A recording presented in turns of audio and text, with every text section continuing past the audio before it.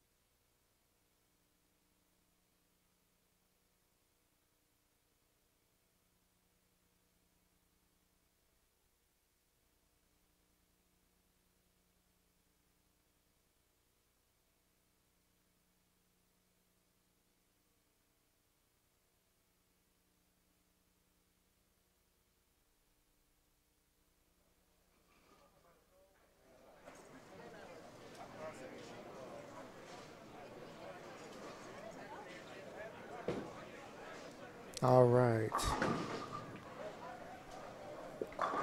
Want to welcome everybody back for the final squad of the day of the 2020 Indiana State Masters. Once this squad is final, the top 48 will be moving on into the semifinal round, which starts in the morning, which will feature positions 17 through 48. Which will be all vying for a chance at the top 16. We'll join the top 16 to complete the field of 32 for match play. Finals that start around 11 o'clock in the morning. Want to thank our sponsors for making this all possible. Big Four Socks, Arrowhead Bull, Pinheads and Fishers, Motive Bowling, and the Anderson-Madison County Visitors Bureau. Without them, this tournament would not be possible. Not quite a full squad for this last squad, but still quite a few bowlers. I'm not sure the exact number. You're looking at lanes 5 and 6. Our other pair is 9 and 10. We'll be switching back and forth periodically. Some of these bowlers have bowled all 4 squads, so this is kind of their last chance to make it. We'll take the air tomorrow morning around 9:15 with the semifinal round starting at 9:30. They're going to bowl 2 games. The final should start around 11 a.m., maybe just a little bit later once they oil the lanes and get finished with that. They'll start. It's bracketed match play, single games, double elimination until we have a champion. Champion will win $2,000. Also win an entry to the state or the National Masters in 2021, and they'll get some other things to go along with that.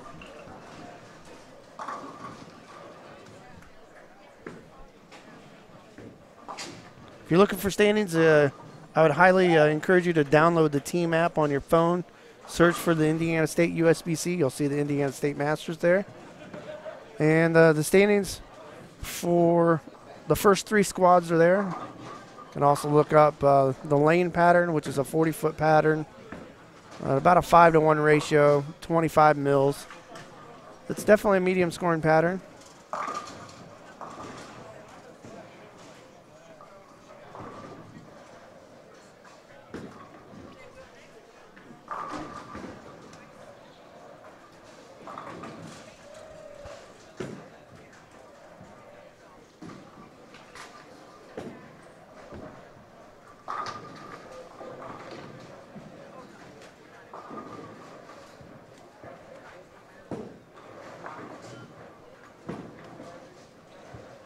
You're looking here on lane 6, Mike Leash. He was a former champion of this event. I believe it was 2015. He's getting ready to bowl on lane 6. He defeated our very own Scott Gilmore to win the title.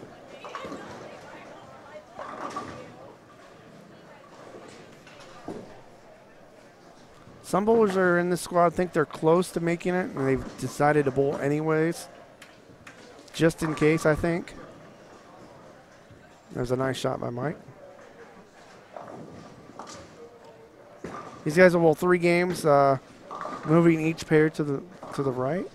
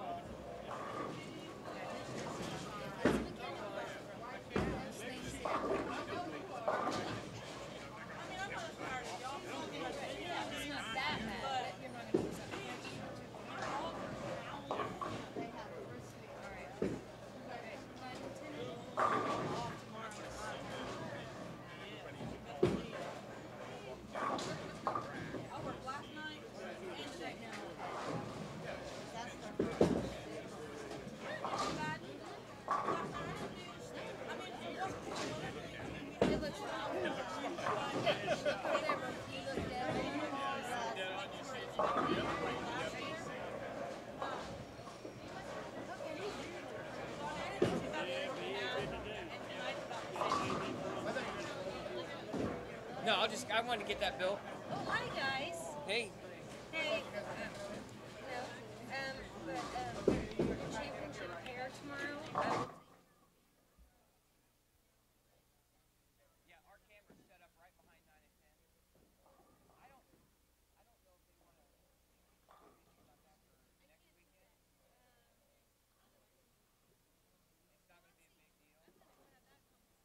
I think it is.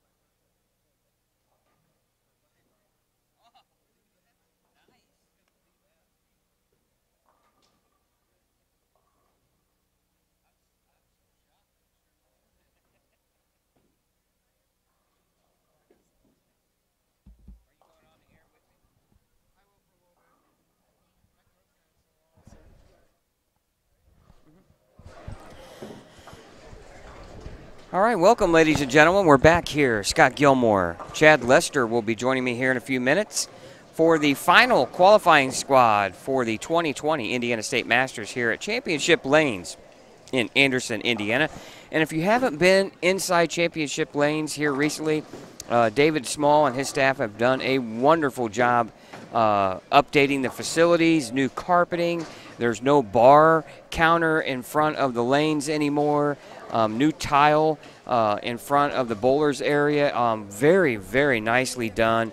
Wonderful job here on the center, and it looks beautiful in here. And right now they're getting ready to redo the bar area as well. So nice to see centers investing money into their facilities and upgrading everything around here rather than closing them and going away. So it's always a wonderful thing to see with Dave Small as he is investing into his properties, and boy, they look really, really nice.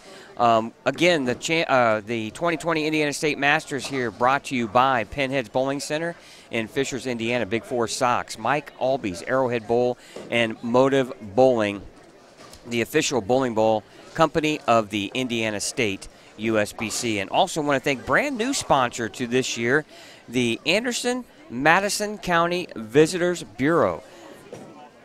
Visit their website at visitandersonmadisoncounty.com to find the calendar of upcoming events, festivals, attractions, places to eat, and more. Visit andersonmadisoncounty.com. The fun starts here. Also want to thank, again, we mentioned Pinheads in Fishers, Indiana. Tons of cool events coming up here at Fishers. If you've never been in Pinheads in Fishers, Indiana, beautiful center there it has outdoor beach volleyball courts, beautiful bowling center inside, Redemption Center. But right now you can also get involved in their super live bowling tailgate party. Join them for the pregame on Sunday, February 2nd. The tailgate package is just $179 per lane. The kickoff from 4 to 7 p.m. You get 3 hours of bowling and shoe rental, 1 large single topping pizza, a pitcher of beer, and 1 large order of Mamasaki wings. You need to call or go on their website, bowl@pinheads.com, to reserve your lanes. You may also call them at 317-773-9988 and just tap extension 229. So tons of events, and we got more to talk about at Pinheads Bowling Center in Fishers, Indiana. But their Super Bowling Tailgate Party looks like a great deal, and you probably want to get out there and take advantage of that. So anyway, for all the upcoming events on the Indiana State USBC, visit their website at indianastateusbc.org. They have all kinds of events and entry forms and standings and tournament results and upcoming fundraisers and so forth. You can go on their website again at indianastateusbc.org and click on their calendar link. So we're now about halfway through game number 1 here of the final squad here at the 2020 Indiana State Masters. Scott Gilmore here and Chad Lester now with his headset on, and Cameron Clark just came up to me and said he got a lucky break. He had the front 5, then went 9 spare to start his game.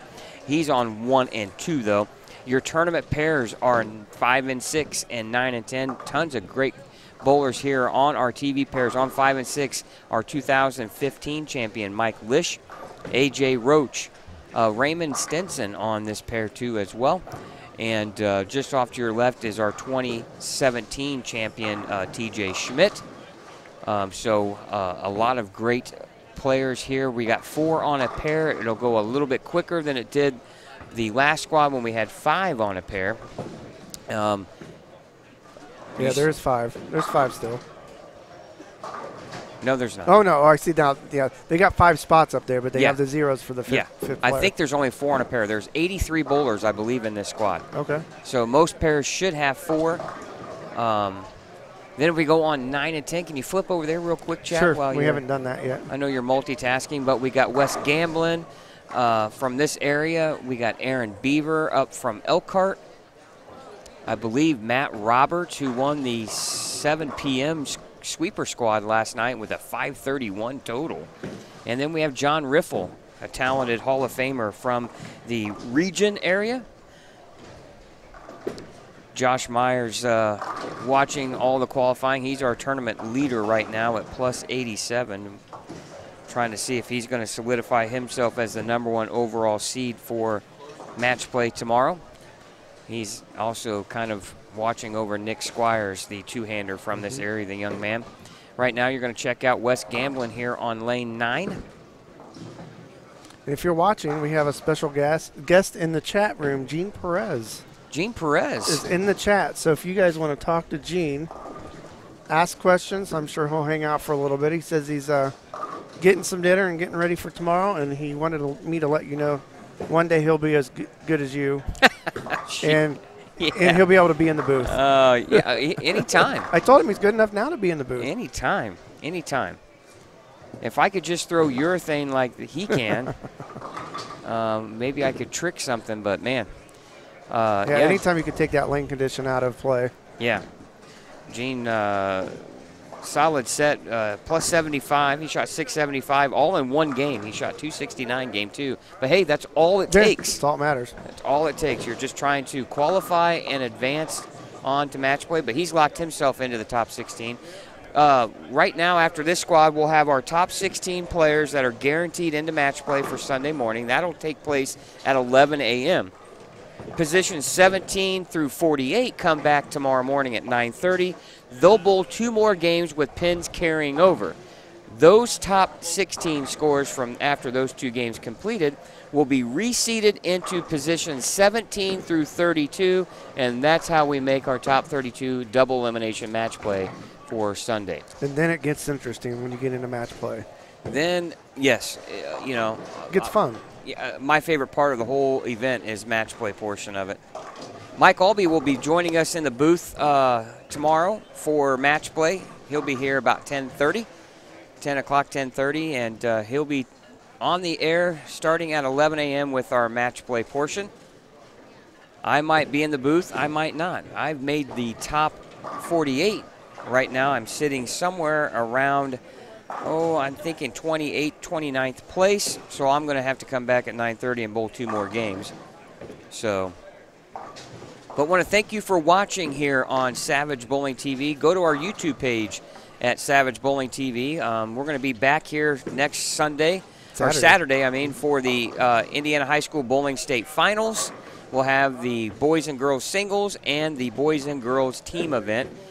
Coverage will begin, I believe, sometime around 10:30, 11 o'clock in the morning. Between 10:30 and 11 o'clock. We'll you can go to our Facebook page at Savage Bowling TV. We'll post up updates from there as well, and we'll let you know when the coverage will begin. But we'll be here all day on Saturday, and I think Mike Albee might join us for that too as well. And then we'll be back here at Championship Lanes once again. It's our second home. Our second home, you're right, for the Indiana State Queens in March. So all the ladies, the best ladies in bowling in the state of Indiana will be right here at Championship Lanes in Anderson in March for the Queens. Yeah, March 14th.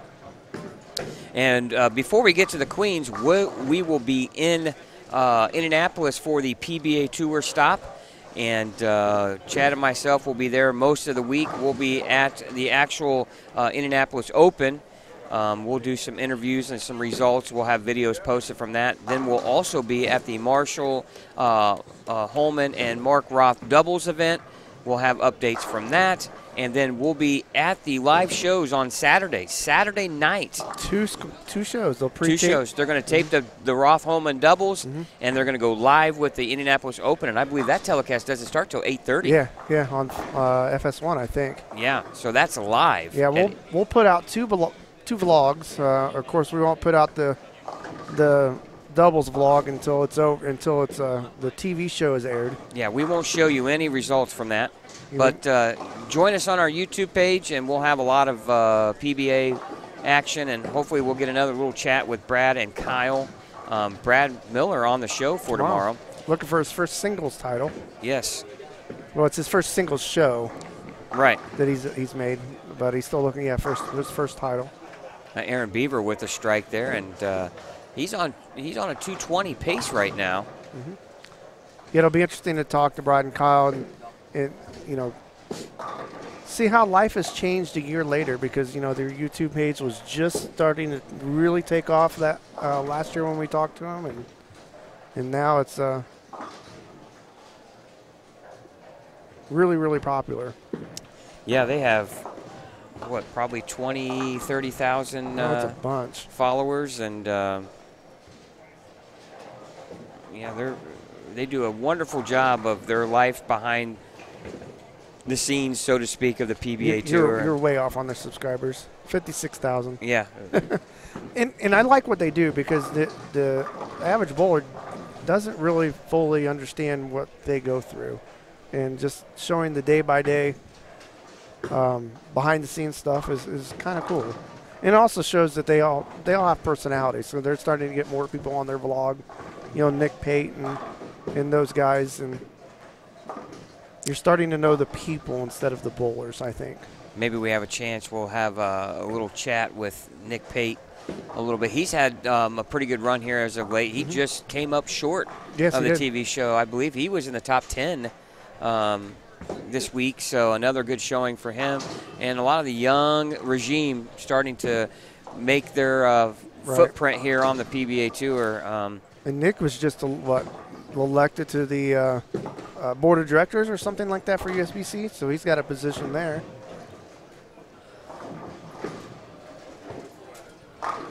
So it should be a pretty fun week. All right, John Riffle on the right lane, Wes Gamblin on the left lane here on 9 and 10. But Wes, go ahead. No, go ahead. I was going to say Wes working on a split spare in the 7th, and now he throws a big split here in the 8th. So Gene's in the excuse me, 9th. Go ahead. Gene's in the chat. He wants us to guess who his doubles partner is going to be for the doubles tournament. The Roth Holman. It's a right-hander, he says. Oh, it's a right-hander. Yeah. A right-hander. Ask him what staff are they on? You heard it, Gene. What staff? You in the chat. Anybody else in the chat wants to guess? Go for it. Let's see what he says here.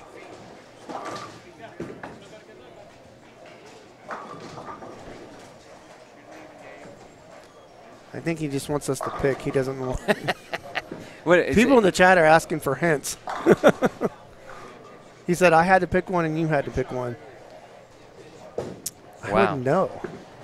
Right-hander, though. I think he told me at one time, and I can't remember. Brunswick staff. Brunswick staffer. Brunswick staffer. Greg Young. Is any on Brunswick staff? Yeah, but it's not Rash. It's not. It's not Greg Young. It's not Greg Young. No. That's just the first person that came to mind. Rash isn't with Brunswick anyways. Somebody else. Yeah. It's not. Don Barrett. These are just guesses coming through the chat. Now, Scott's Googling it. now my question would be this. Is it Brunswick before the merge with Ebonite? Or Storm, by the way. Or is it Brunswick after Ebonite. yeah. So is it a past EBI guy that's now on Brunswick? This could very well be. Right. Well, I know it's not Michael Holloman because Ooh, he said Hall of Famer. ooh. It's not Tommy Jones, is it? No. No. No, I don't. Well, he's not Brunswick. Well, I mean, technically he could be. He but is It's the same brand. Hall of Famer. Somebody asked Walter Ray, Petraglia. These are good guesses. Are we talking legend or just a Hall of Famer?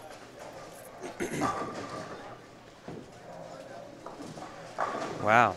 And you know, the frustrating thing is I've slept since then. I know he told me, and I can't. It's not Tim Mack. Oh, no, Tim Mack's with Storm. Never mind. Yeah, he's not a current Hall of Famer. Emleto Monticelli. Which would make sense. That's a Yeah. yeah. Shake that off. Yeah, no kidding. How'd you do that?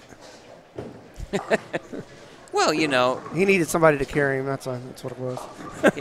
probably what Amlato found out that urethane's going to be in play, and there was only one guy to ask.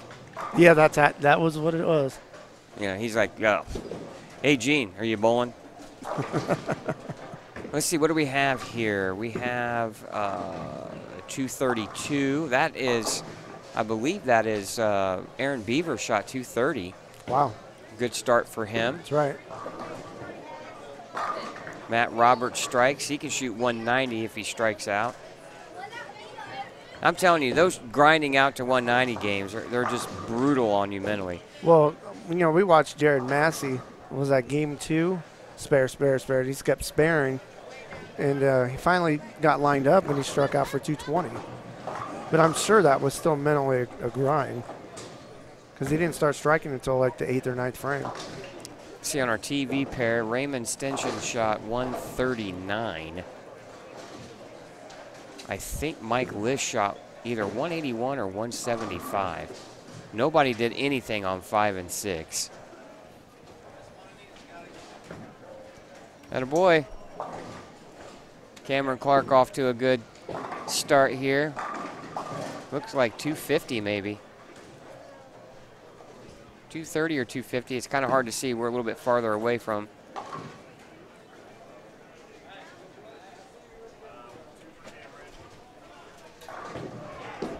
Gene said how he came up with this is he's known Amleto for 20 years. He was a mentor and roommate. Ah. Well, that'll be a lot of fun to bowl. I was just telling him I got his autograph on a U.S. Open pin from like 1992, sitting in my home theater. One of the original crankers back in the day. Oh, yeah. His style of looks like he's starting a lawnmower. Nobody said, "Oh, you can't do that." And that wasn't going to last long. Right. He won't be out here very long. Well, look at him now. Wrong. Not a lot of scoring here in front of us. 224. I see 232. As I told you, Aaron Beaver. 230 or 250 for Cameron Clark. Other than that, just a bunch of 180s and 170s and 130 and 140. Well, we were surprised the very first squad this morning where it was kind of like a lot of this. And we're like, man, scores are low. And we saw the first standing sheet, and there was like 4 guys that shot over 250. And we're like, where'd that come from? Right. But it was all down at the high end or the middle of the house.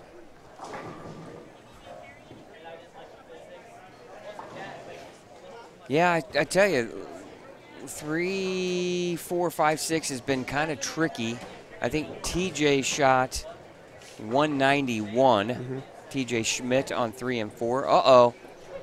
We got a Holford sighting. What did he tell us in between squads? Well, he's on 3 and 4, so not quite, yeah. We don't have to switch cameras. He wanted us to switch cameras every time he was up because his bowling was going to be that bad.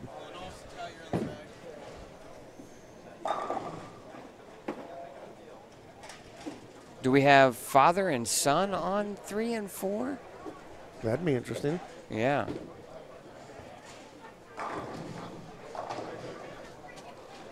Maybe I can get Dylan's attention, and maybe Dylan can sit in for you, Chad, for this game, and we can have Dylan talk about his dad and his brother. I think Gene wants your opinion on the pattern for this weekend. Well, you know. Yeah, this weekend's pattern. Yeah. Wow, he bowled better than I did. I left some pins out in game one. I probably could have been 20 to 30 pins better. I was clean as far as makeables. I had 4 splits, and I just couldn't figure out the low end of the house quick enough, and struggle with that. But they're challenging. But they're playable. I mean, you can score, but you're not going to score big numbers. You can go out here and shoot a couple of 220s and maybe a 210 or something like that, but you're not going to come out here and go 250, 240, 250 or anything like that. If you do, you're going to run over everyone. But, it was hard. The left side plays so much more different than the right because of traffic, plain and simple.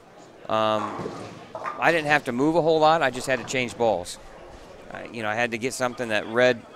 I thought the lanes got tighter down lane and more friction up front as the day went. Did you feel like the low end of the house was a lot tighter, or? The low end was tighter for me. The high end of the house was a lot more friction. Now, the nice thing is if you can figure out this end of the house, this is where you bowl at the rest of the day. Right, tomorrow. I mean, the 2 games and the match play. So that'll be interesting to see how that works out. But anyway,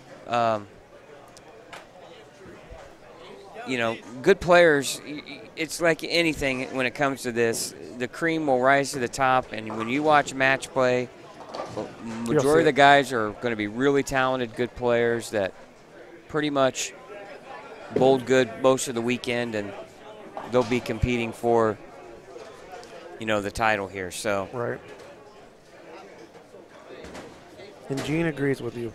Everything you said. Yeah, this played a lot different than what you would see. Now, Gene and I talked, a little bit about the Scratch Classic pattern in this. Yeah, it was different. You could put the same pattern here and the same pattern at Mike Alby's Arrowhead Bowl. It's going to be completely different. It's just the lane surface. Lane surface and the oil machine. Everything makes up the topography of the house. Yeah. And then environmental conditions. Absolutely. It's crazy.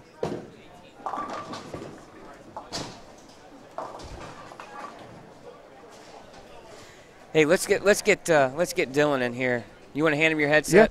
Yeah. Pop a seat, Dylan. Put the headset on.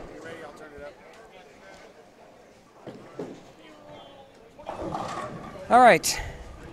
Well, I bowled with you this morning, right? Yes, you sir. said you were sitting, right? It's going to work out fine for you. We'll just have to bowl a couple extra games, right, to get there? Yeah, no problem. But I thought we'd have you sit in because, we got a big match over here on 3 and 4. You sure do. Father-son, right? Yeah. Who you got? I don't know. Dad, I think, has a better ball reaction than Brennan, honestly. I mean. Do you? Yeah, I mean, Brennan had 187 the first game. Okay. So he beat Dad. Dad had 181, but they both opened in the 10th frame.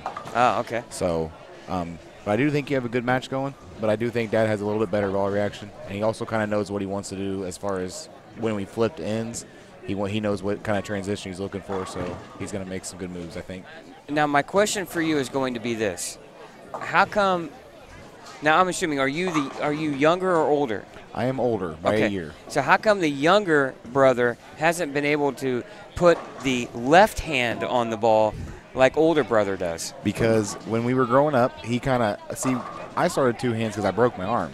I broke my arm and I had to be put in a cast. And I had the guy that made my cast, he made me a little cup inside of my cast to where I could roll a bowling ball. And so but it wouldn't stay on with the one hand with the brace because it didn't go up to the elbow, so I could still bend my elbow and do everything, but it wouldn't, it would sit in there, but it wouldn't, I had to put an extra hand on it to hold the actual ball there, and it just kind of stuck. It never came away. So you're saying the little brother needs to break his arm? Well, it appears so. Well, Hey, I can say though his spare shooting has gotten significantly better since he started to learn how to throw this. I'm digging the shoes though. I got a pair myself. I like the shoes. Oh yeah. And it really kind of blends in with the shirt. Oh yeah, because he's a shoe guy. That's what he does. He collects luxury sneakers, so he's a shoe guy. Well, we got Team Soapy Joe's here on 3 and 4. Now, let me ask you this: what you've been watching now quite a bit of bowling after you bowled this morning. What are you seeing on these lanes? They seem to be getting a little bit trickier. I bowled one more squad. You were done. We were talking in the chat with Gene Perez a little bit ago. The fronts look like they're really starting to burn up quicker, and the down lane reaction seems to be tighter. Yeah, definitely. So when we bowled this morning, they were kind of, in my opinion, they were kind of, hooking, in a and so when they were hooking, I had to move, I had to move a little bit right and then I seen the transition down lane as far as it did get a little bit slicker and it did, not want to finish quite as hard. For me personally, it's a little bit easier because I did my moves based off of hand position versus based off of moving left and right with my feet. So that made it a little bit easier for me. See, that's what they have a problem with because the balls that they're throwing are both polished pearls. And so when you do that, when they have with their balls, they might as well put them on a rail. They go dead straight. And that's the problem. Or when they hit friction, they go sideways. Right. Chad, you want to switch to 5 and 6? We just caught Dad's tail end of his Brooklyn strike. Exactly. On 3. He said he was going to go Gene Perez and just go left all the time. So, Gene, there you go. You got a right-hander wanting to be a left-hander.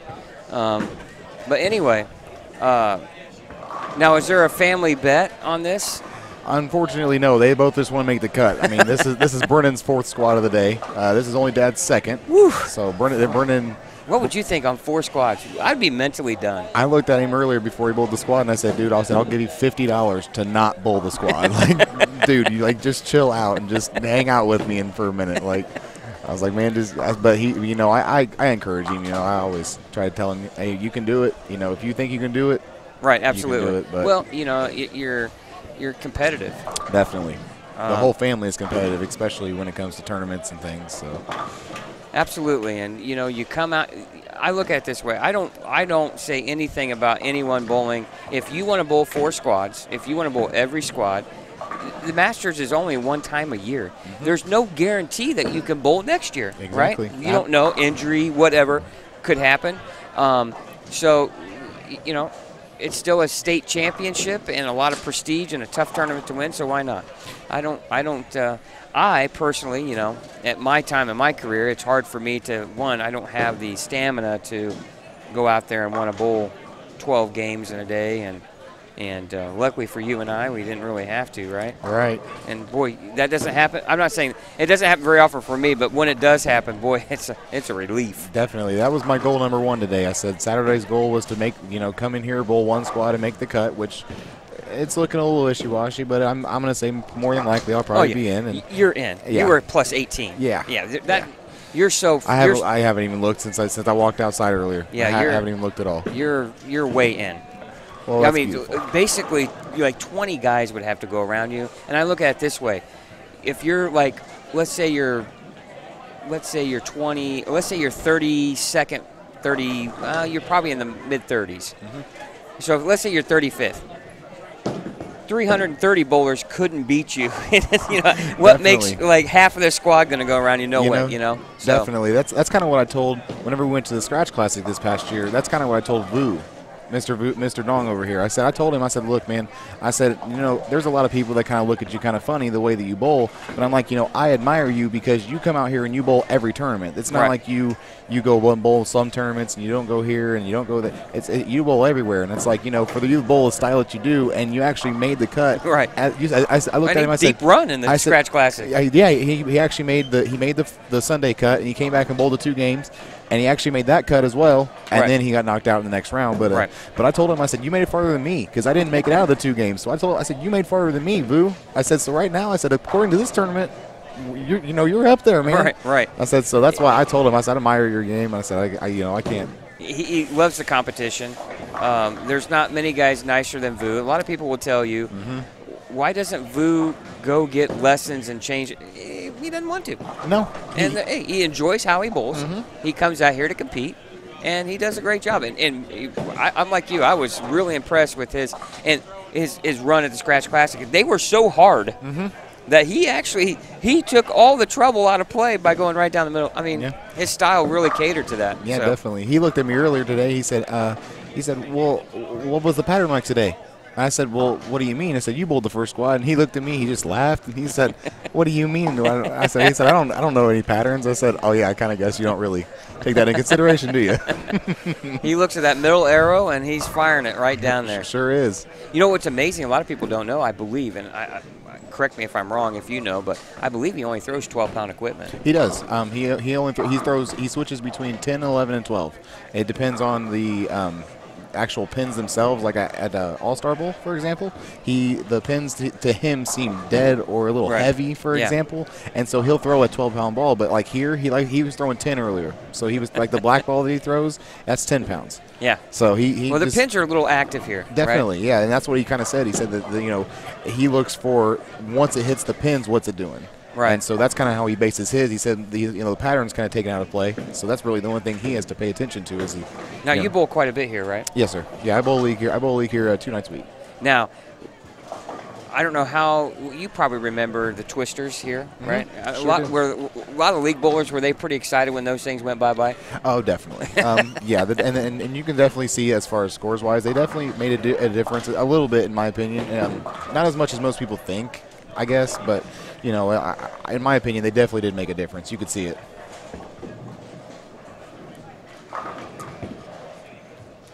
All right.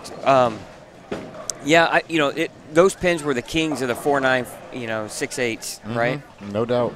And really, I remember when they were here, I would literally try to play a line that would get me light pocket mixers all the time. Those pins, light mixers were, you carried a lot of those. Now, if you hit high flush, good luck. Here, it's kind of still the same way, even with the same pins that are in here. You still, light hits tend to carry just a little bit better. Even if you come in heavy hits kind of help you out as far as the 4-pin. But you have a more tendency to leave the 9-pin. So whenever I come here for league, I line up light. I line up just a little bit extra. A lot of side act. Well, you have a lot of two-handed. Definitely. You take advantage of the power that you generate. And Vu Duong is getting ready to bowl here on lane number 9.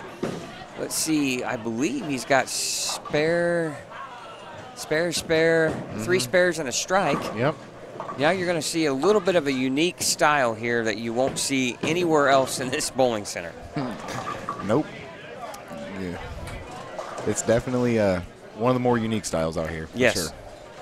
Sure. In a lot of Asia and Korea and one of those, the lanes are so dry that a lot of those guys, if you watch the Korean bowlers tour, there's a lot of what they call helicopters. And here you go, straight. Yeah, he didn't hit high flush there and left the 5-pin. But they helicopter it because they don't want the ball to do anything in it, and it actually backs up a little bit, and it's pretty interesting to watch. Have you ever watched candlepin bowling? Yes, I have. Out in the East Coast. Yep, that's pretty cool too. Yeah, definitely. I've always wanted to try it. I haven't made it out quite that far east to get to try it out, but I definitely want to try it out once I get the opportunity. Big out east, yeah. And it's amazing. Of course, the scoring, they throw 3 shots. And it's different, but it's definitely, I think, something that would be fun to try. So I'm always a big fan of duck pin bowling. I like the duck pin bowling. The ones where they're attached to strings and stuff. Yeah, I always like that. I thought it was pretty neat. Yeah, I love with the arcade kind of game, right? What was it, like the Route 66 games or whatever? And I remember one. It was in Frankfurt, the bowling center that used to be there, and we would like bowl a few games on actual bowling, and then the rest of it we'd all go and play pot games on the Route 66 duck pin bowling. I know over the summertime, Dave Small's other center over in Noblesville, Bowl 32, they offered it was a $500 reward to anyone that could shoot a perfect game because he has I think 4 of those Route 66 lanes, or even I know they're duck pin lanes, but I don't know if they're the Route 66 kind. But he was offering anybody to come in there and shoot a 300 game. You can come in and get paid $500, and I'm not sure. I didn't hear of anybody that did, but I'm not 100% sure.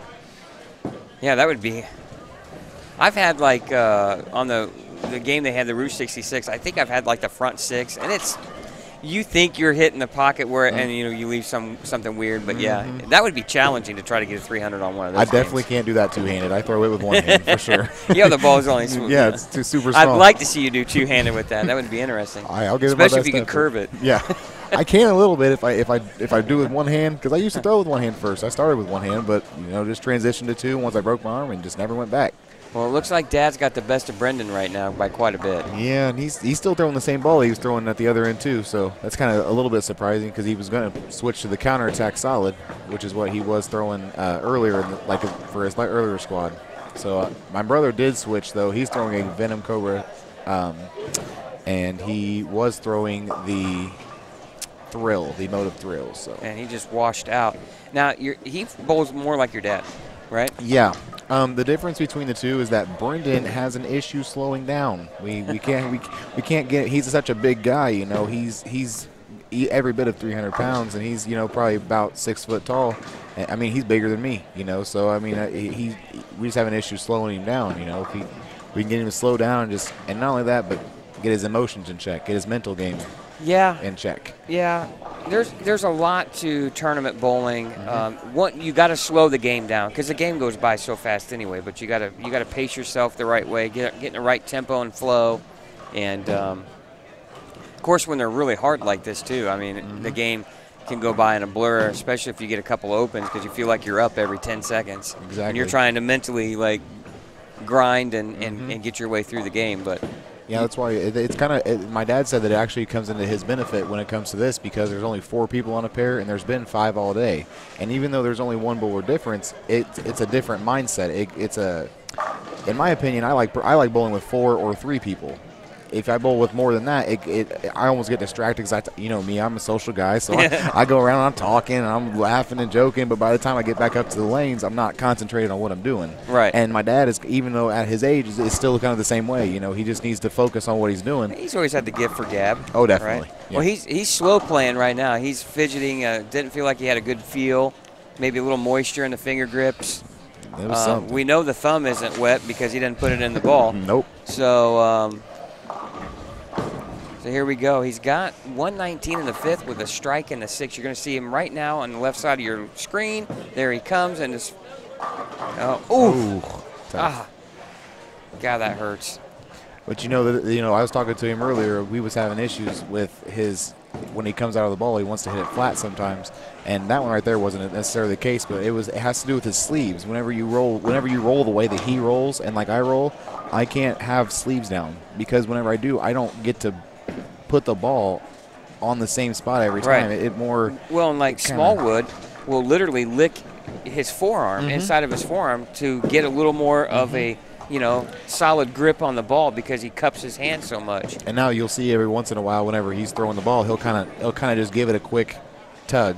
But your dad missed the 10 pin there in the 7th. Still has a 220 out there. Yep. Or, see, 160, 180, 2-0 pace, but he still has 230 out there if he can strike out. Yeah, for sure.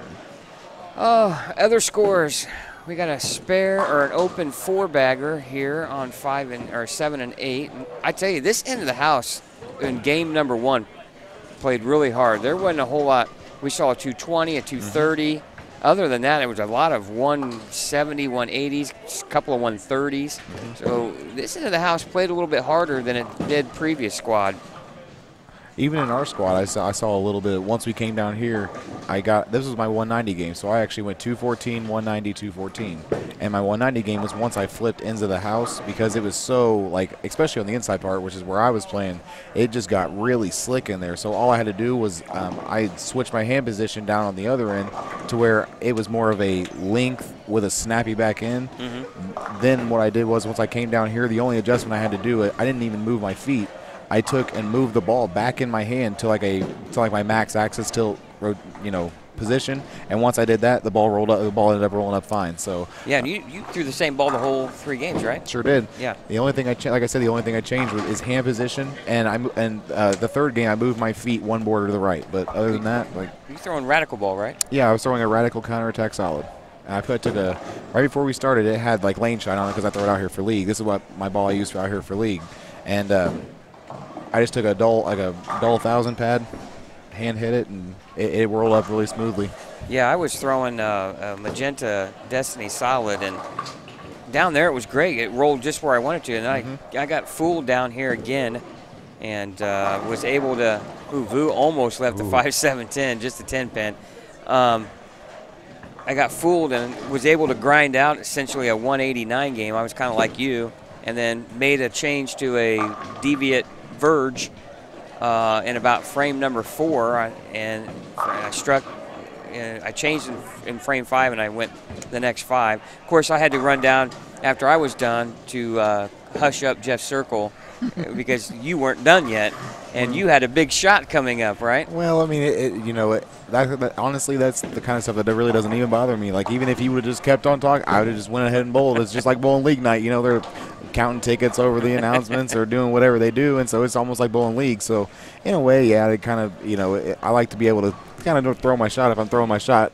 But it wasn't like he was in the middle of my approach or anything like that. So right. I wasn't even upset. I was like, if he can just keep talking. But he would have. Oh, he would have, no doubt. But I just thought, hey, let's, big shot. Let's, I just thought it was funny that you just took off sprinting. I was like, don't ask for me to do that again. I was lucky I could bowl the next series. Anyway, your dad's got a big shot right here. Ooh, carrot. Oh, he got it. It sounded like it was going to be a half 10, right? Sure did. Sure did. Yeah, and you got that messenger. So. All right, let's see who else is going. I don't know who this gentleman is on lane 7, but he's got an open 5-bagger getting ready to bowl. That is Matt Roby. Matt Roby. Yes, sir. I used to bowl high school bowling with him. He was a senior when I was so he was 1 year ahead of me always. So I bowled 3 years of high school with him. Is he from this area? Yes, he's from the Pendleton area. Okay. Yeah, I think now he bowls in Alexandria, but yes, he's from the Pendleton area is where he went to school at. So he rolls it nice. He very nice. Yes, yeah. He's always rolled it really, really good. He's more of a he can't really lay the ball down because he's such a tall guy. I think he's 6'3", 6'4", and so he has a trouble actually laying the ball down. So he more like kind of hits it up and he kind of lofts it just a little bit. But sometimes, on certain patterns, like I think in this one in particular, I think it actually comes to his advantage because I've always found out that when you loft the ball, on patterns like this, for me personally, it tends to make him slightly easier and give me just a little bit of wiggle room, and that's what he does really well. So it's not, honestly, to me, it's not really surprising that he's doing good because I think that's the way that you need to roll. And as far as now, ball choice is kind of iffy depending on layouts and things like that, but as far as the way he throws the ball, I think it adapts to this pattern really well. I don't know what he had his first game, but well, let's see. He's on a 220 pace right now. I'm going to get another look at Vu Duong. Just to the right, she'll be coming up here again here in a little bit, but Cami Devine, I think, is she the marketing director for Fun Time Centers for Dave? She tries her hand. Now, Shelby, how does she bowl today? She had 628. She was plus 28. Oh, she got you again. The very first thing she always says up, how'd you bowl, honey? Oh, I had 618. Oh, okay, well, I beat you. Well, that's Shelby bowls awful well. And, what's amazing to me, nothing seems to bother her very much when she's bowling. I mean, there's no situation that's too big. Very low-key demeanor, which I think is good. But, boy, she's... you look all of a sudden, you don't think much is going on, and she's bowling extremely well. You just would never know from her facial expressions, right? The only person that beats her is herself. I tell her that all the time. She has a really good mental game some days, and other days it's a little wishy-washy. Well, I'm like, honey, you are really good. Well, she's got to be loving the fact the Queens has come to Anderson here. I mean, yeah, definitely. She bowled it last year. Had a bad match play game where she decided to throw out spare shooting and missed 5-10 pins in one game, and that kind of cost her that game. And she went down there and she bowled, I believe it was Michelle Irwin, and they put up a really good match, but Michelle took over control and threw some really good shots to beat Shelby. I think it was like 230 to 240 or something. So all right, we got off camera here on lane 4 will be your dad coming up here. Big shot. Mr. Greg Holford, the kingpin of Soapy Joe's, Team Soapy Joe's. he wanted me to go to a commercial break, and I said, well, I don't have any commercials. So, but he's got the first one here in the 10th. Big shot here because it'll put 220 on the board with the first one here in the 10th. And at this point in time, you're just thinking one good shot. You can't control the outcome, right? Definitely not. But you can control where it goes. Yep, once you release that ball, it's going to do what it's going to do. You know, you can just put your all into it and hope for the best. Well, your brother shot a 118. Wow. That is stunning. That is. So we got live commentary, you know, yeah. Hey, you just stay hot, buddy. Stay hot. All right. He didn't want to steal your dad's thunder here. Hey, you know, that's exactly. He's a team player. That's very admirable. You know, what can you say? He's a team player. Here we go. First ball in the 10th. Oh, it needs to go. Needs to go. Yeah. Yep. Hit that one a little flat. Yeah, I gotta say, it looked like he missed it at the bottom a little bit, quick around it. You know, he's got to stay under the ball a little bit more, right? Definitely, especially with the ball that he's throwing. He's throwing a Scout Reactive, and and basically that's super weak. Super weak. But for him, he doesn't have a whole lot of speed, but has a lot of hand at the bottom. And so on this pattern, it works out to where he can play a little straighter and just be soft with it.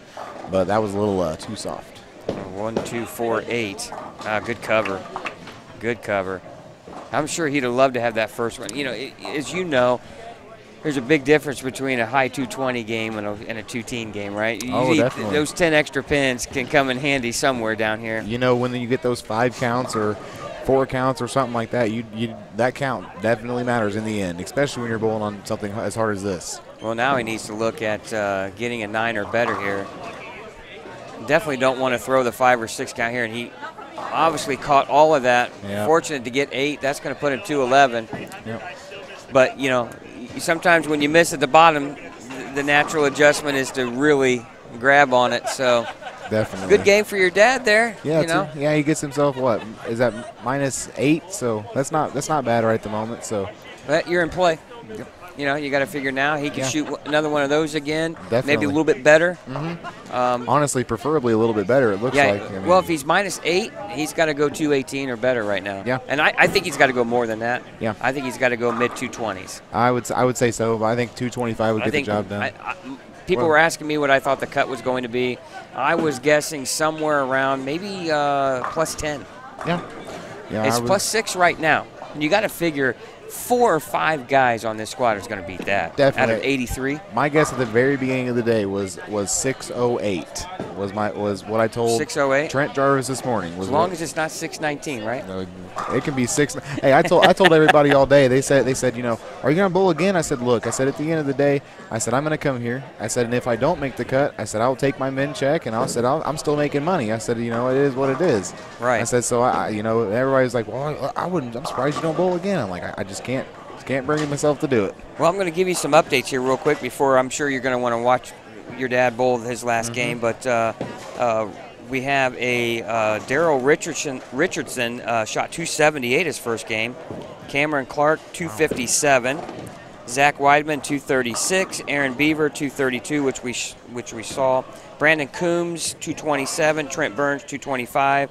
Zach Rhodes, 224, and Rodney Underwood, 224. And Cammy Devine shot 223 her first game. That's a great game.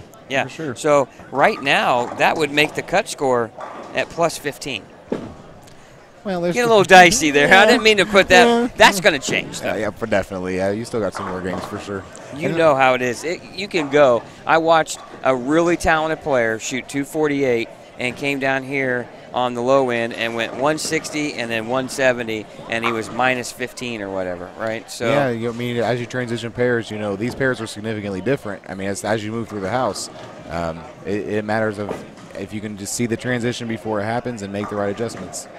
Well, let's appreciate your time. Hey, no problem. Thanks for stopping in the booth. Go cheer your dad on here in his last game and try to get a 225 or better out of him. He might need more than that. One way or another, he's going to have 225. All right, Dylan Holford joining us here. Team Soapy Joes at +18, looking to make tomorrow's advancers round for 2-game total. Thanks a lot. Hey, no problem. All right, take care, my friend. All right, don't forget our sponsors once again for the 2020 Indiana State Masters is Motive Bowling, the official bowling ball company of the Indiana State USBC. Big Four Sox, Pinheads Bowling Center in Fishers, and Mike Alby's Arrowhead Bowl in Lafayette. Also, for all tournament results, information, entry forms, Hall of Fame information, go to indianastateusbc.org. Tons of things to click on, calendar of events, everything and more. So also, you can also go in there. There's scholarships annually, Chad. You're fully aware of this, I know. But the Kathy Cooper Indiana State USBC Scholarship, the Eleanor Jackson, the John Kelly Paul Sutton $500 scholarship for male senior, the Betty Taylor Indiana State $500 scholarship for female senior, and the Dan Kappa Memorial Indiana State $500 scholarship for male senior. These are all scholarships that your high school bowlers can be involved in. Scholarship applications are due by March 31st.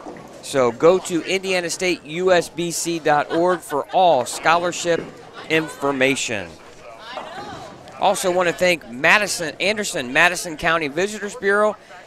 You can visit their website at visitandersonmadisoncounty.com or stop by the Visitor Center at I-69 and exit 226 across from Culver's in Anderson. Visit AndersonMadisonCounty.com. The fun starts here. All right.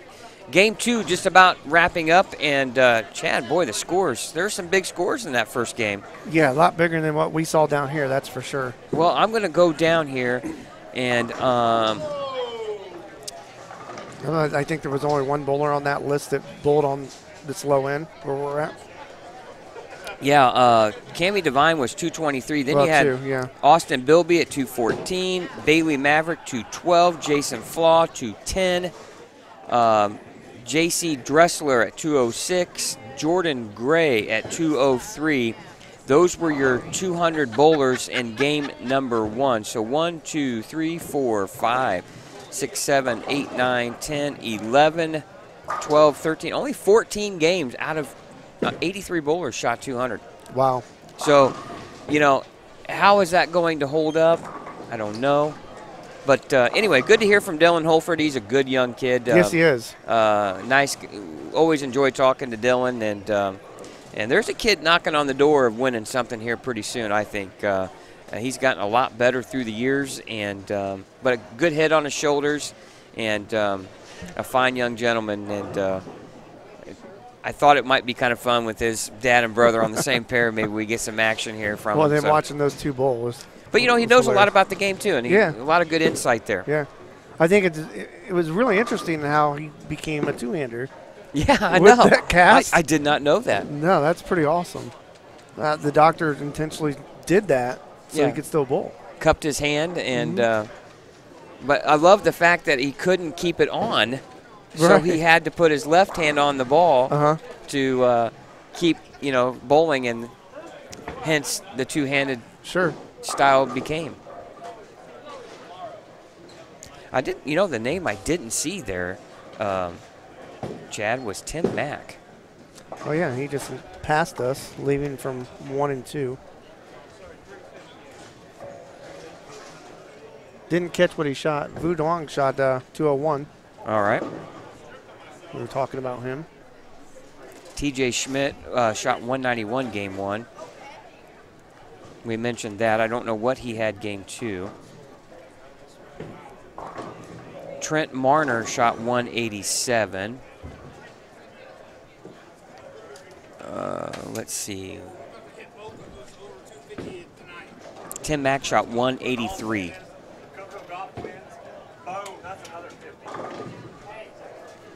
So, some work to be done there. Jalen Mosley bowling this squad. He shot 179. Matt Bilyeu from Fort Wayne shot 179. Former Purdue Boilermaker bowler. Let's see. Other notables. Ryan Pittman from Indianapolis shot 177. Scott Schmall, 177. And as we keep on going down, John Riffle struggled at 165. Vu Duong only shot 164 his first game. Oh, wow. So he is minus 35 going into the last game. He's got a ton of work to do. Yes, he does. Well, right now He keeps it around the pocket. He's been throwing pins around.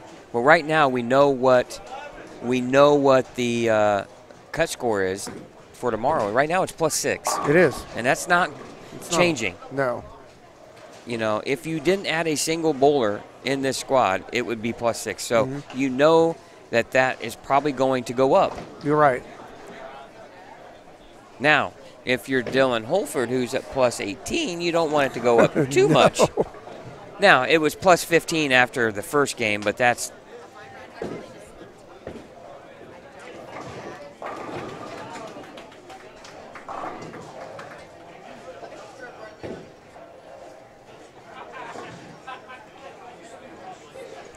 so I don't imagine that. I can't imagine it getting that high. No, I wouldn't think so. Somebody's got a cheering section. Did you hear that? Yeah, I hear that. All right, the final game of qualifying for this year's Masters starts now. Yes, the last, 20 minutes, 30 minutes of bowling action for today? It's going to make or break it for some of them. Boy, we've been here a long time today. Yeah. Well, you've been here a real long time. You got here long before I did it. You slept in. I was here about 6:15 this morning. Jeff Circle, the tournament manager, walked in about 5 minutes after I did. And it's right now 5 after 10. We still have more work to do after they finish tonight. Man, don't remind me. Well, but we're doing that too. So is sleep in tomorrow. Yeah, yes. Amen. All right, let's see who we got here on the TV pair. 5 and 6, we have Scott Schmall, Trent Burns. Who do we have on 9 and 10? Don't know yet. Looks like maybe Jalen Mosley. Yeah, that's one of them.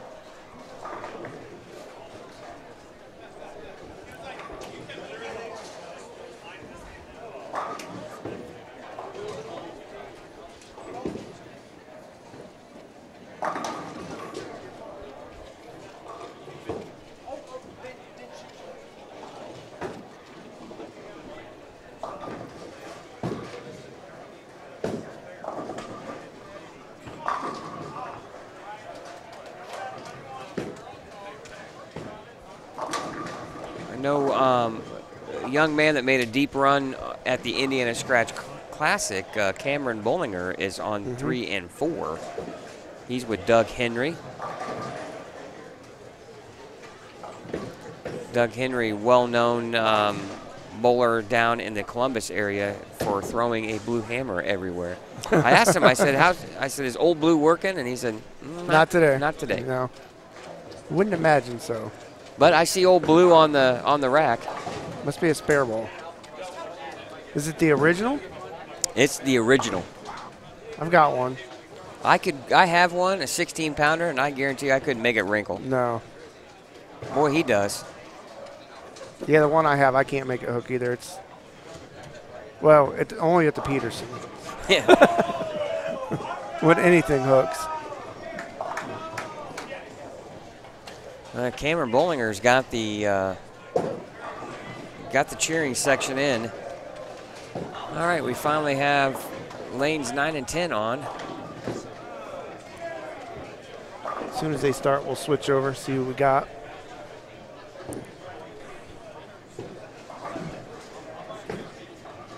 I don't know where they're at. If Jalen's down here, that means they all have to be done. You don't suppose they all went to the bar, did they? There they come. Well, we got Jesse Gibson. Jesse bowled well at the Ebonite Lafayette Open. Oh, Trent Burns backdoors the 1-3-6. Yeah, he is. He's fired up. And we got it. Oh, jeez. 40 over. Hey, just keep kit and carry like that, and you'll be all right. Yeah, at this point, just survive. Yes. All right, 9 and 10 start. We'll switch over to them. Yeah, Jesse Gibson with the strike to start off. Good look here at a really talented youth player. No longer youth, now adult. Hard to believe. Jalen Mosley first came on the scene when he made a deep run at the USBC Masters as a youth player. Watch this kid. This kid has a phenomenal release.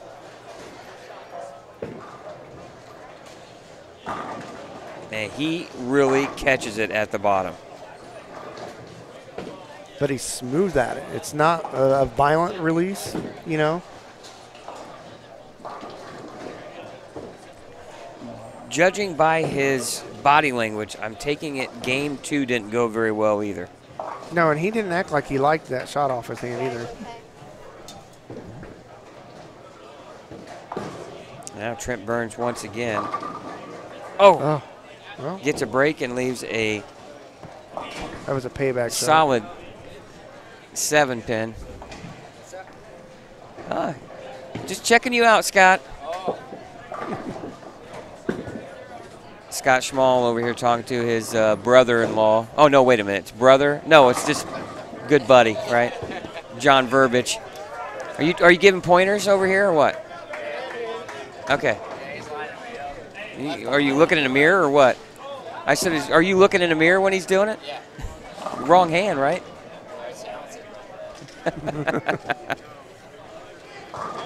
How are you after 2? Not very good.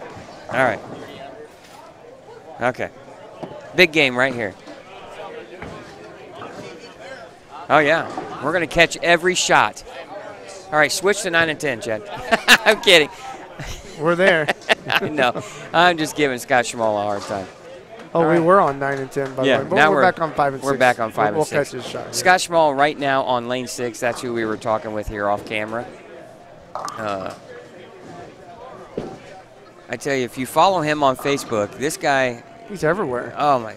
Luxury cars and boats. I don't know. This guy Celebrities. has it made. Yes. I mean, it's like one day he's sitting there hanging out with Hulk Hogan. Yeah, front row of concerts. Oh, gets a great break there by knocking down the 610 late. That's good, clean living, and that is the definition of Scott Schmall's lifestyle. Good, clean living.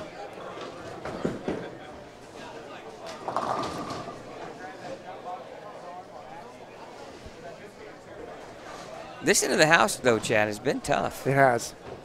We've seen, what, maybe 5 or 6 really solid games, and that's only really 220.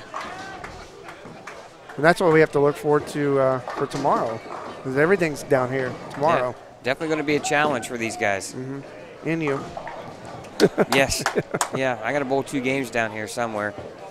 Are you taking bets on that? No bets. Yeah, I predicted the pinfall.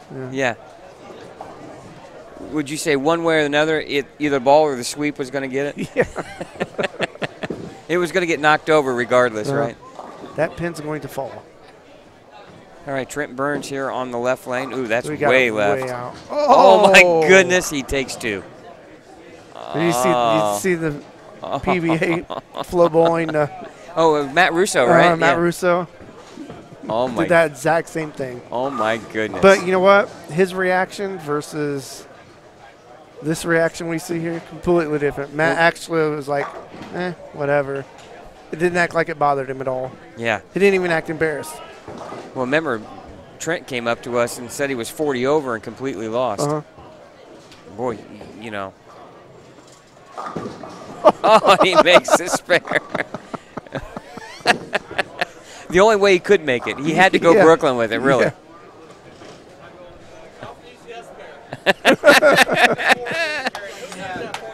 Oh, my goodness. Oh, I don't know if you can top any of that. You backdoor the 1-3-6, take out the 4-8, and then make the spare. Brooklyn style. All on camera. Now Scott Schmall once again here on lane 5.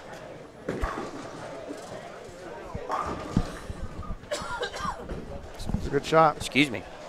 with the strike. Now he's 9 spare strike, 9 spare strike. He needs to get a couple of those strikes together now. We pardon, you know, we apologize for any strange commentary. It is kind of late. Yeah, we're running on fumes, Yeah. literally. Well, what It's- time do we eat? What time do we eat dinner? Like 4 o'clock? Well, yeah, before the 4:30? 4:30 squad. Yeah. Yeah. No, it was like 3:30. It was like an hour before that squad Well, started. yeah, It was yeah. like between 3:30 and 4. So yeah, and my Pepsi's run out. I'm done. No more caffeine. I didn't have Yeah. any caffeine. I don't know how you did it. Hey, Aaron McCormick sighting on 5 and 6. Or 7 and 8, I excuse was me. going to say, what? Aaron McCormick sighting on 7 and 8. 2004 champion, wasn't it? 2004? 2004. Yeah.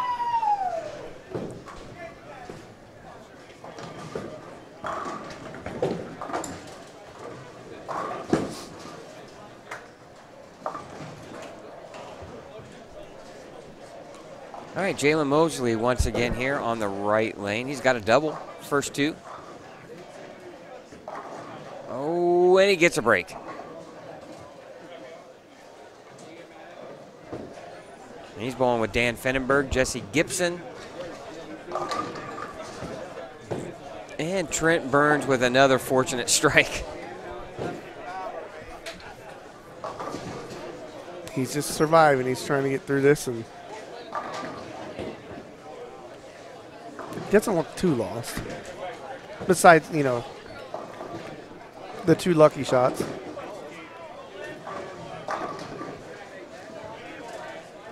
All right, now what do we have here? Dan Fennenberg on lane 9. Ooh, a Brooklyn strike. You see a lot of those, don't you? And It Scott, counts on the scoreboard, so who cares? Scott Schmall leaving the 3-6-10 on the right lane here on lane 6 off camera. You can see it all the way the far left of your screen.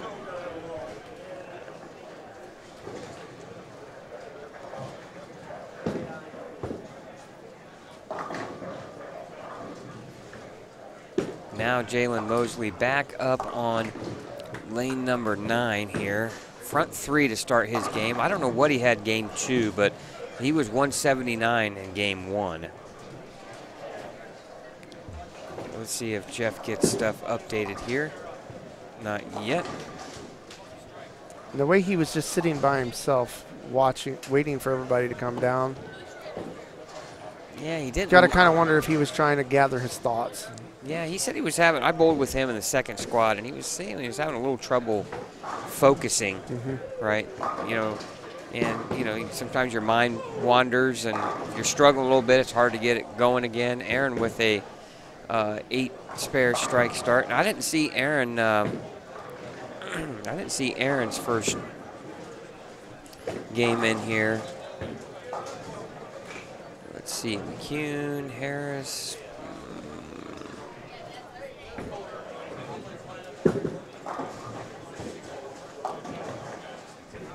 His high series right now, Chad, is 586. So he's probably feeling like he's kind of close. And Well, and right now, I think that is not going to cash either. No, Now, in the past, that was a good enough score to cash. really, But scores are a little higher. I mean, they're not high, so don't get me wrong, but well, just a they're little. a little bit So- higher than normal. Well, he shot less than 164 his first game because he's not listed in here right now. So, not the start, obviously, Aaron was probably looking for.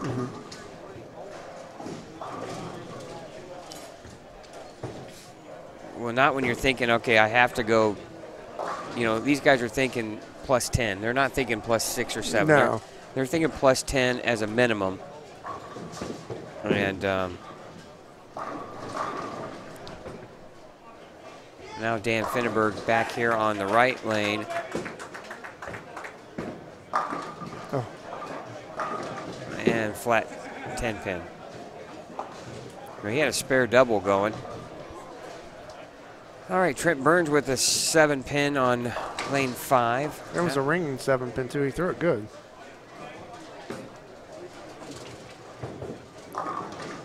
Nothing will ever top his 4-8 All right. out of the rack. And then Brooklyn spare.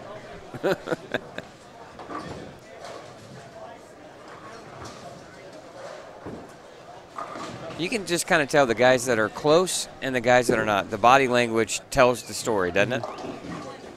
And Aaron coming in light on lane 8.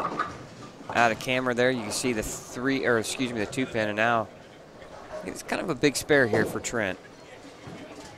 You don't want to start giving anything away because, boy, a 160 finish could really pop its ugly head. Right, especially, he's 40 over. He's kind of knocking on that door of making that top 16. Right, and that's probably what he's looking at right Yeah. now. 43, I think 43, 44 over was somewhere around that number right now. And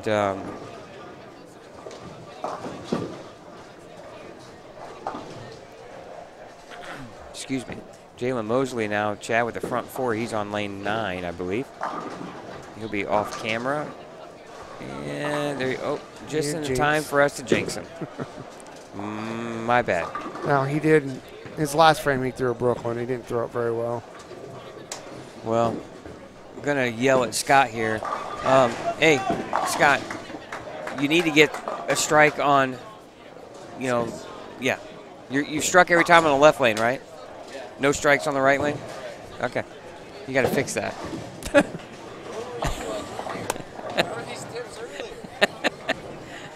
John, what tips are you giving him right now? Throw strikes. There you go. Hey, pretty simple. If your ball won't get him, the rack will. The sweep will.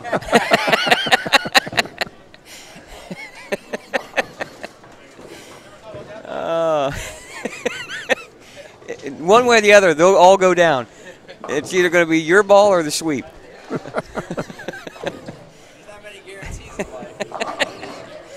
Oh my goodness! You can tell it's late.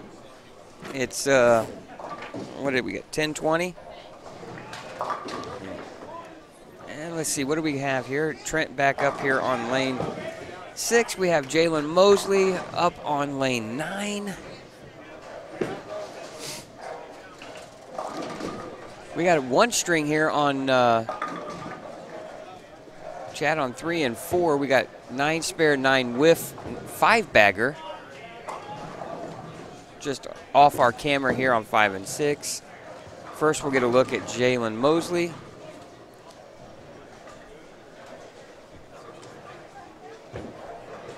An uber talented young man. Oh, Trent missed way right. Oh. Fortunate enough to get 6. That could have been 3 really easily on a spare. And Jalen Mosley goes Brooklyn and trips the 6-pin. And now Trent with the difficult 1, 2, 3, 5.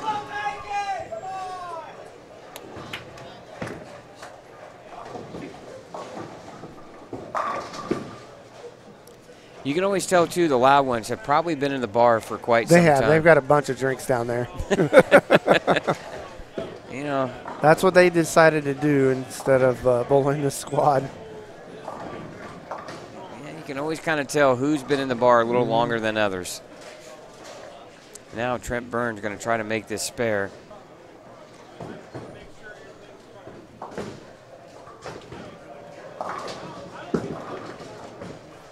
Brooklyn.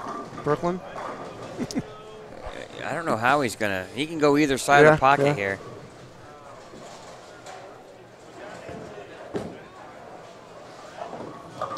Oh, gosh. And that one. It's not one you want to miss. No, you just don't want to give a lot of pins away. No. Everything counts right now. Well, right now, Chad, he's on a 170 pace. And 170 would put him around plus 17, somewhere in that range. So he'd be right on that line. Yes.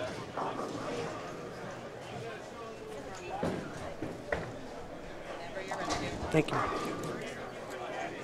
Oh, yeah, we got to pay our bill, don't we? Yeah, we do. All right. I'm glad she reminded us.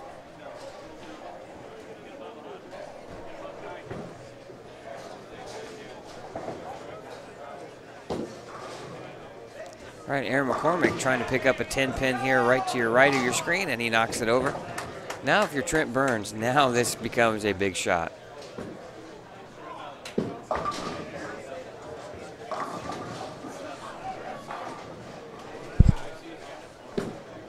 Well, the guy here on 3 and 4 went. He struck again. Yeah, he's got 7 in a row going into the 10th frame.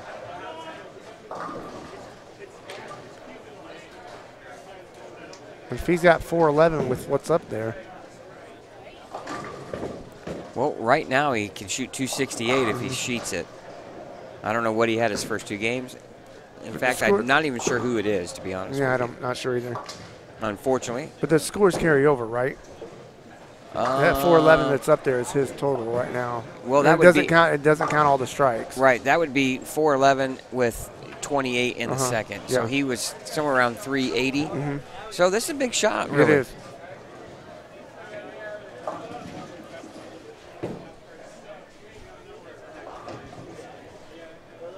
Big shot here for Cameron Bollinger, too. He's got 105 in the 6th. So 220 here if he strikes out going into the 9th frame. Now we got Trent Burns here on the left lane here on lane 5 in the 8th frame working on an open. This is where we were talking about, you know, with Chris Seyfarth in the last squad, how hard it is to finish a series out. How much pressure it is. And you can definitely tell the heads are burning up.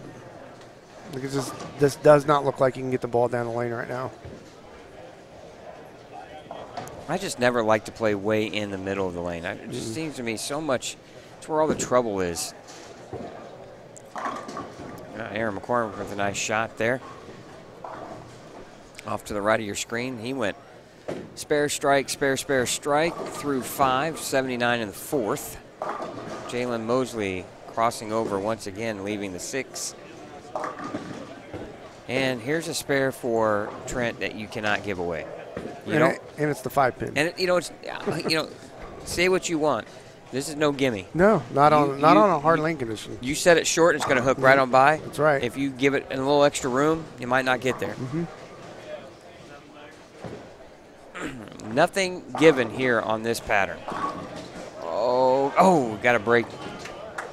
Cameron with the 4-7 there to the left of your screen, and the 4-10, and the 10-pin falls late. Now, Trent.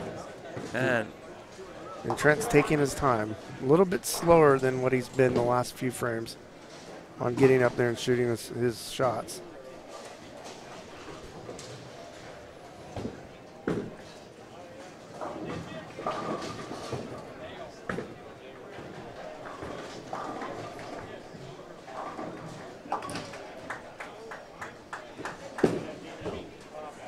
Well, we're getting down to the last few frames of qualifying. Right. Most pairs are in the 8th frame. Some are a little bit farther behind. Now Scott Schmall on the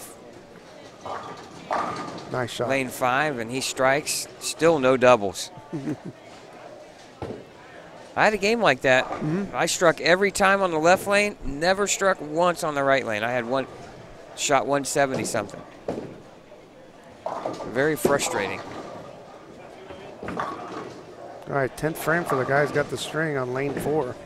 He's going to be on the left side of your screen here in the red pants with the blue shirt.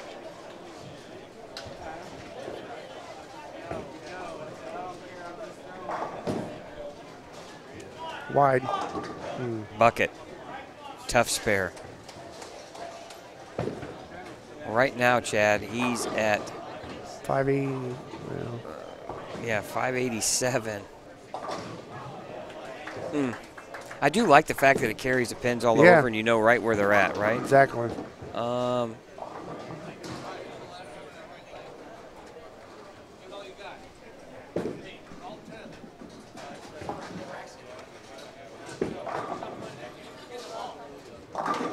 Trent struck in the 9th.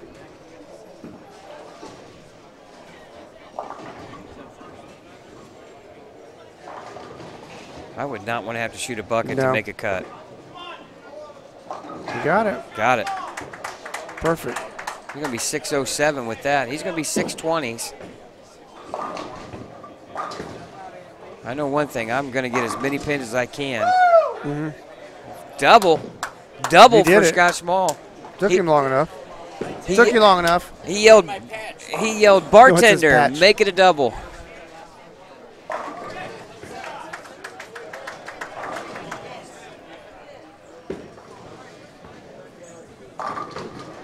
We'll stay right here. Here's his fill shot. Well, once 5 and 6 finishes up, we'll go over to 7 and 8, 9 and 10 here.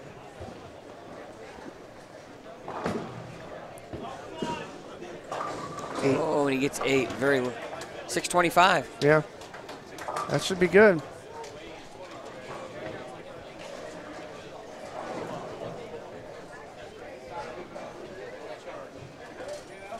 Boy, what a spare.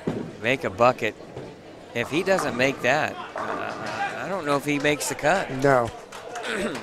I mean, that would have put, so let's see, 6'3", 19, 23. He'd have been, it'd have been real close. He'd have been, what, 6'14", 6'15", somewhere around there? But the 625 pretty much locks him in.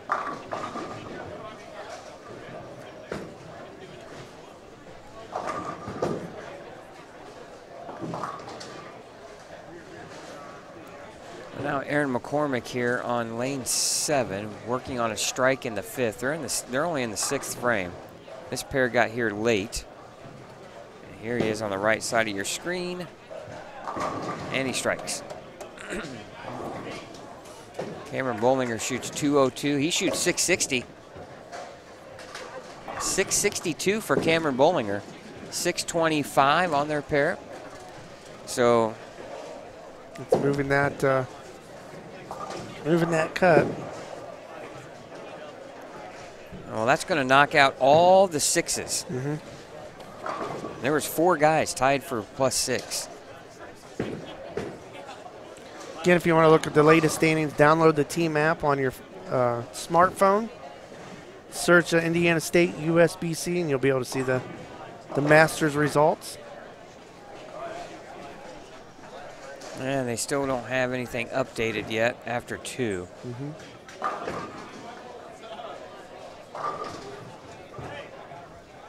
Well, in the printout that Jeff gave me here, it doesn't have positions, and I always like to know where. Yeah. You know, you're kind of guessing when you get It's cut off. Yeah, but anyway, it gives you somewhat of an idea. I was kind of hoping they'd have them updated so we can see, but.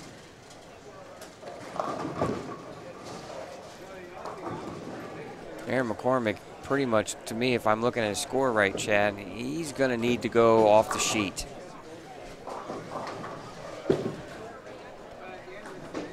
Oh, and that's not easy to do.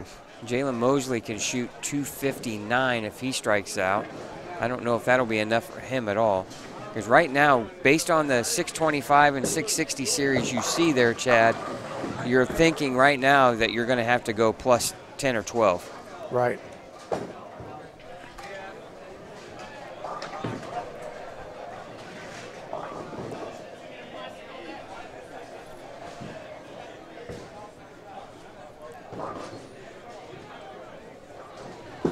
And Aaron McCormick up again.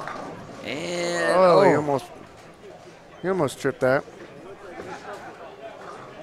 Aaron McCormick's run here at the Masters is going to come to an end in qualifying. I don't think he doesn't have enough out there to get in. Gave it his best. Big shot here by, you can see the deep breath there by Trent. He's taking his time. Trent Burns. Because right now, Chad, if I'm looking at this correct, 177 would put him in the teens. A strike here would lock himself in. It would put him in the 20s. That's right.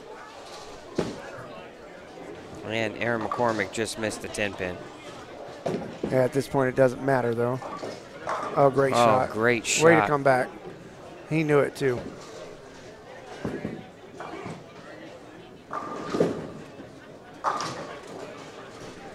And that's going to lock him in. Well, an open would have been disaster. A spare probably gets him in. A double there locks him in.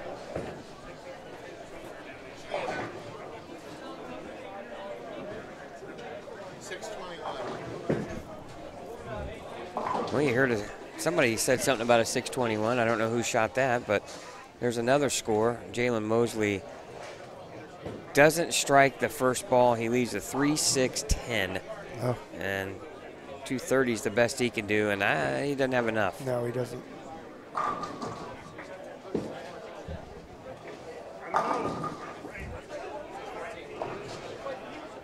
Those are the two best shots he's thrown all this game. Well, 197, that would put him in the 630s. Mm-hmm. So there's 4 guys that we know.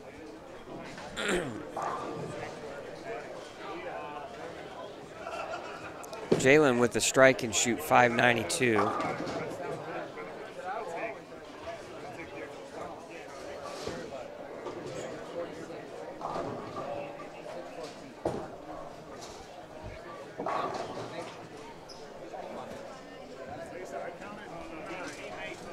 We'll show Trent's shot, and then we'll flip over to 9 and 10 and see if there's anything there. And he got a 8 count, I believe. Yes, 195, 635, somewhere around there. Let's see what he finishes with. Now we watch the final moments here of 9 and 10.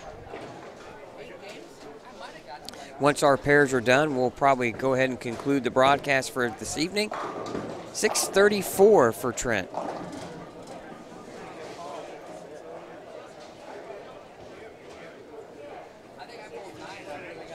And we'll start getting set up for tomorrow.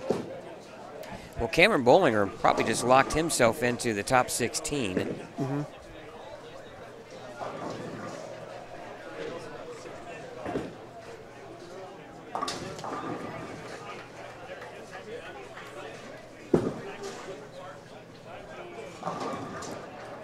Dan Finnenberg, I don't know what he has. Not much. Dan's going to be out. Yeah. Jalen shot, what, 589? 589. I tell you, Chad, if he would have struck out 26 more pins, that would have put him at 615. That probably puts him in the cut. Yeah. So how big was that shot for him in the first ball in the 10th frame?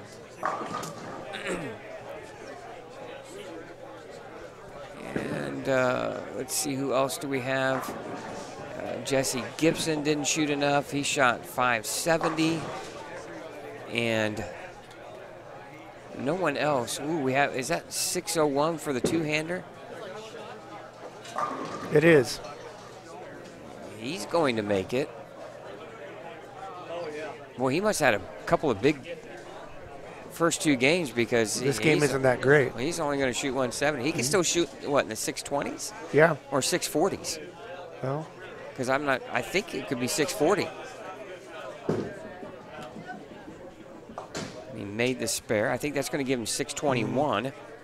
Yes. 641. 641 with. So there's another one.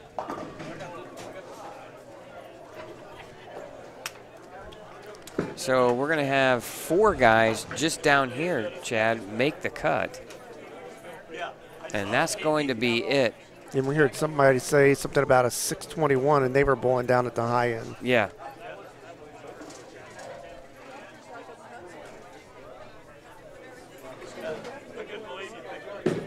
He must have had a, well, let's face it, if he shoots 175, he's minus 20, right? He's going to shoot 640. So he was plus 60 going into this game. Thank God he had the cushion. Oh, and he reads the rail. 637. It's enough. That is enough. So he was 28. So he was 65 over going into that game. Hey, no problem. Take it easy. All right, Timmy Mack. See you, team. Thank you. All right, Tim Mack checking out. I'm not sure he doesn't sound like he made the cut. No, but it's great to see him out here bowling. It is, yeah. It's great to see him competing again. And I know he told us at the Thanksgiving Eve tournament back home that he was just there to see if he could bowl 3 consecutive games. And he ended up winning it. Right. All right, we got a couple of, we got one pair here going, but no one with a chance to make the cut. So right now, Chad, we'll play the waiting game to see what the number is when we're all said and done. Obviously, go to the, go on your smartphone, go to the App Store, download the Team Apps app and then go on to the Team app and find the Indiana State USBC, and then you can click on the Masters and then go to standings, and it'll have the 2020 standings. You'll be able to click on that and find out where your person you maybe have an idea you want to watch or where the cut number may be. You can go to the Team app and find out all of that information. Again, you're listening or watching the 2020 Indiana Masters qualifying here today on Savage Bowling TV. Scott Gilmore, Chad Lester, wrapping things up. We want to thank our sponsors, Pinheads Bowling Center in Fishers, Indiana, Big Four Socks, the official sock of the Indiana State USBC, Mike Alby's Arrowhead Bowl, and Motive Bowling, the official bowling ball of the Indiana State USBC. And also want to thank Anderson-Madison County Visitors Bureau. Visit their website at visit-andersonmadisoncounty.com to find out the calendar of upcoming events, festivals, attractions, places to eat, and so much more. Visit andersonmadisoncounty.com. The fun starts here. Want to thank those sponsors. And that will conclude our broadcast of qualifying. We'll be back on the air at 9:15 or so. Sure. Second round will take place at 9:30 in the morning. They'll bowl 2 games, and that's positions 17 through 48. The top 16 after this squad will lock themselves into the 11 a.m. match play portion of the 2020 Indiana State Masters.